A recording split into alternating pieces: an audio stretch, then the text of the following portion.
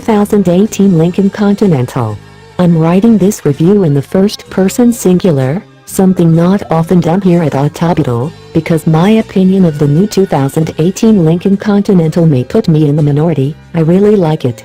It's a flawed car in many ways, full of quirks and carrying a high price tag, and yet it's got a vibe that gets my foot a-tappin'. Am I off my rocker, or will you too like the new Connie? Let's drive it and find out. Lincoln has a long history of trying to recapture the glory of its past. For a while, the big Navigator SUV had an interior that captured the look and feel of the 1970s, when Lincolns featured expansive, overstuffed interiors with minimal controls and instrumentation that emphasized the car's sheer size. Unfortunately, sheer size was all those Lincolns had going for them, what with their hard-to-start emissions-choked engines and waterbed-like suspensions. The experiment in modern-day retro failed, and Lincoln soon redesigned the Navigator to look more modern. Lincoln is trying again with the Continental, which reminds me of a sci-fi movie, what with its mix of ultra-modern technology and nostalgic interior styling. And by Jove, I think they've done it. The new Continental is a thoroughly modern car that has a deliciously nostalgic feel. Let's begin at the beginning. The Continental was originally introduced in 1961, a trimmer, less ornate successor to the brand's overchromed behemoths of the late 1950s. The original Continental, see it in this video, was a groundbreaker, a car that single-handedly trashed the chrome and fun excess of 1950s luxury cars and ushered in a design epic that American cars would carry well into the 1980s. In more recent years, the Continental played the role of second fiddle at end to the flagship town car.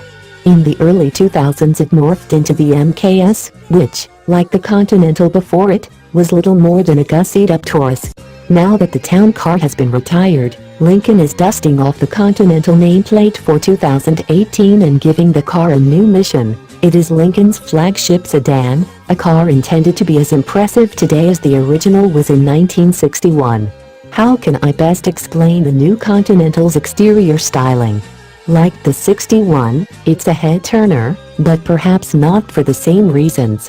At first glance, this is a strange-looking car. The overall shape is vaguely reminiscent of Rolls-Royce and Bentley sedans, and the grille couldn't be more Jaguar-like if it tried. It's a shame that Lincoln so quickly gave up on the handsome waterfall grille it has been fitting to its cars for the last few years. The taillights certainly are distinct, and perhaps my favorite element, less so are the giant chrome door handles that stand out from the body sides like benign tumors. Taken individually, the details are derivative and awkward, and yet, taken as a whole, the design does work. It's unusual, yes, but it's cohesive and distinctive. At one glance, you know instantly that you are looking at the new Lincoln Continental. Exterior analysis finished, I squeezed the strange-looking door handle, pulled open the vault-like door, and settled into, or perhaps I should say melted into, the Continental's buttery soft driver's seat. Lincoln had supplied me with the top-of-the-line Black Label edition with the chalet-themed cabin, featuring a two-tone brown and beige interior. Even the steering wheel gets the two-tone treatment, quilted leather seats, and silver wood horizontally grained wood trim. It gave the Continental an interior feel that my colleague Carrie Kim accurately described as Don Draper-esque, and as a die-hard Mad Men fan, I see that as a compliment. Other interior themes offered on the Black Label version include Thoroughbred, black and saddle leather brown, and Rhapsody in blue, dark blue with silver trim instead of wood.